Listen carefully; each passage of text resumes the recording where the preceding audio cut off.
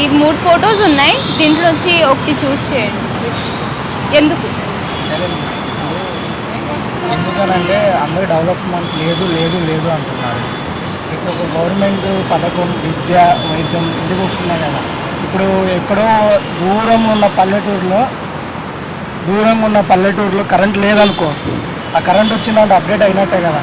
దూరంలో ఉన్న పల్లెటూరులో ఎక్కడో కొండ మీద ఉన్న పల్లెటూరులో ఆసుపత్రి లేదనుకో, అక్కడ ఆసుపత్రి వచ్చిందంటే అప్డేట్ అయినట్టే కదా. మనకు కావాల్సింది మెయిన్ విద్యా వైద్యం. అది ఉంటేనే ఎప్పుడైనా అభివృద్ధి చెందింది.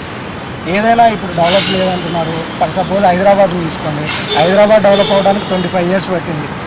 ముంబై డెవలప్ అవ్వడానికి 25 ఇయర్స్. బెంగళూరు అంతెందుకు, బెంగళూరు అప్పటిది ఇప్పుడు చూసుకునే డెవలప్ అవ్వడానికి మినిమం ఒక 25 ఇయర్స్ 30 ఇయర్స్ పడుతుంది. ఏదైనా 5 ఇయర్స్ 10 ఇయర్స్కి ఎవ్వరు చేయలేరు.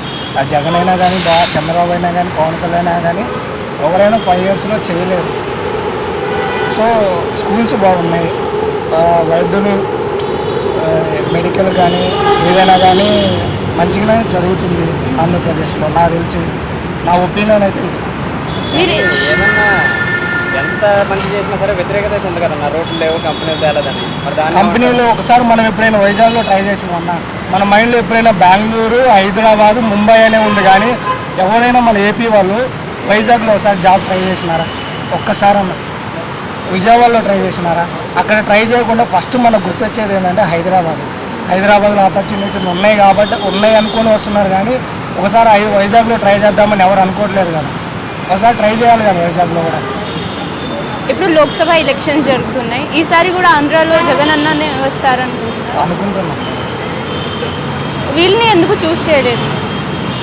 వాళ్ళని ఎందుకు చూస్ చేయలేదు అంటే పవన్ కళ్యాణ్ గారు ఇష్టం ఉండే నాకు. కానీ ఒక్కడు సింగిల్గా పోటీ చేస్తుంటే కంపల్సరీ గెలుస్తుండే.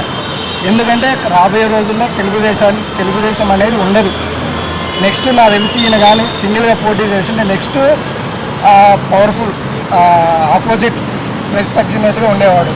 ఖచ్చితంగా రూల్ చేసేవాళ్ళు, ఏదో ఒకరోజు సీఎం అయ్యేవాళ్ళు. కానీ ఇతను కూటమితో ఎప్పుడైతే కంబైన్ అయినారో కొంచెం కష్టం అనిపించింది.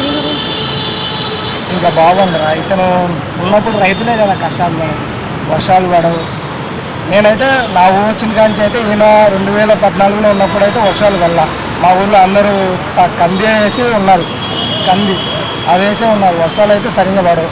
కానీ జగన్ వస్తే ఒకళ్ళు వస్తే వర్షాలు పడతాయని పడవు మనకైతే నమ్మను. కానీ ఇతను వస్తే పడుతున్నాయి. అదేందో మనకు కూడా తెలియదు.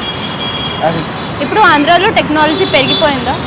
ఆంధ్రాలో ఇంకా ఇంప్రూవ్మెంట్ జరగాలి. ఎందుకు పెరిగిందా? ఎక్కడైనా ఇప్పుడు సోషల్ మీడియా వచ్చిందంటే ఎక్కడైనా ఆంధ్రానే కాదు ప్రపంచంలోనే టెక్నాలజీ పెరిగింది. చాలా మంది అపోజ్ కూడా చేశారు, క్రిటిసైజ్ చేశారు జగన్ గవర్నమెంట్ని. దాని గురించి ఏమంటారు? అంటే ఎవరి ఒపీనియన్ వాళ్ళు కదండి. ఇప్పుడు నా ఒపీనియన్ నాకు ఇష్టం ఉంది కాబట్టి నేను చెప్పాను, నాకు తెలిసింది నేను చెప్పాను. ఒకవేళ అతను వాళ్ళకి నచ్చలేదు కాబట్టి వాళ్ళే చెప్తారు. ఎవరికి నచ్చిన ఎవరి ఒపీనియన్ వాళ్ళు కదా. ఇప్పుడు ఇంకా గవర్నమెంట్ నుంచి ఏం ఎక్స్పెక్టేషన్స్ ఉన్నాయి? ఇంకా ఏం డెవలప్మెంట్ కావాలి స్టేట్లో?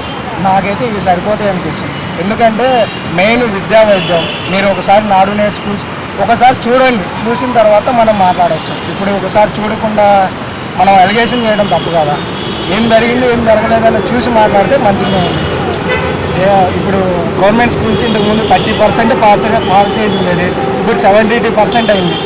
10th క్లాస్ ఇంటర్ కానీ ఇంటర్ తెలియదు, 10th అయితే 72% మొన్న న్యూస్లో జరిగాను. 30% నుంచి 72 గ్రాఫ్ పెరిగింది కదా. మరి అది అప్డేట్ కాదా?